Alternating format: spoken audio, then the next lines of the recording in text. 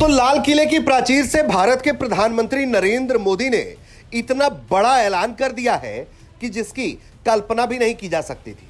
PM Narendra Modi ने देश की सुरक्षा व्यवस्था को अभेद्य बनाने के लिए सुदर्शन चक्र के बनाए जाने का ऐलान कर दिया है। उन्होंने बताया है कि देश अब सुदर्शन चक्र बना रहा है, जिसके जरिए भारत अपनी सीमाओं को अभेद्य बनाएगा। इसके जरिए भारत दुश्मनों पर सटीक हमले करेगा। आने वाले 10 साल 2035 तक मैं ये राष्ट्रीय सुरक्षा कवच का विस्तार करना चाहता हूं, मजबूती देना चाहता हूं, आधुनिक बनाना चाहता हूं। और इसलिए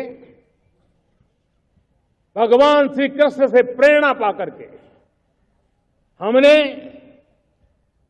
श्री कृष्ण का जो सुदर्शन चक्र था, उस सुदर्शन चक्र की राह को चुना है। आप में से बहुत लोगों को याद होगा, जब महाभारत की लड़ाई चल रही थी,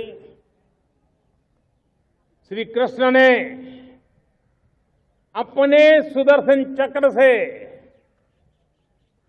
सूर्य के प्रकाश को रोक दिया था और दिन में ही अंधेरा कर दिया था।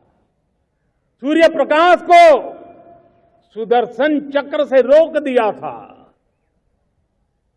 और तब अर्जुन ने जो शपथ ली थी जयद्रथ का वध करने की, उस प्रतिज्ञा को अर्जुन पूर्ण कर पाए थे।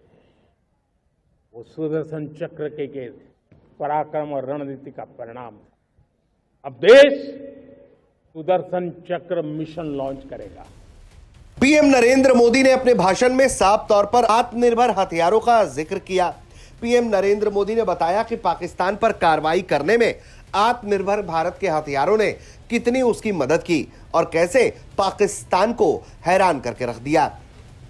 वहीं अब इसके आगे पीएम नरेंद्र मोदी ने कहा है कि मॉडर्न वॉरफेयर में जिस तरह के अत्याधुनिक हथियार की जरूरत होती है और जिस तरह से यह हथियार काम करने चाहिए, जरूरत के हिसाब से और बदलते वक्त के साथ किस तरह के अत्याधुनिक हमले हो सकते हैं, उससे देश को सुरक्षित रखने के लिए पीएम नरेंद्र मोदी ने कहा है कि यह सुदर्शन चक्र आने वाले सालों में तैयार कर लिया जाएगा।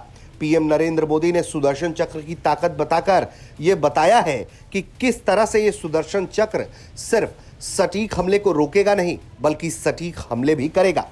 अब ऐसे में भारत जिस तेजी से आत्मनिर्भर हथियारों की तरफ बढ़ रहा है, वैसे में माना जा रहा है कि आने वाले साल भारत हथियारों के एक्सपोर्ट क्षेत्र में और भी अपना दबदबा कायम कर लेगा, क्योंकि पीएम नरेंद्र मोदी ने सिर्फ सुदर्शन चक्र ही नहीं बल्कि स्वदेशी जेट के स्वदेशी इंजन की भी सिफारिश कर दी है।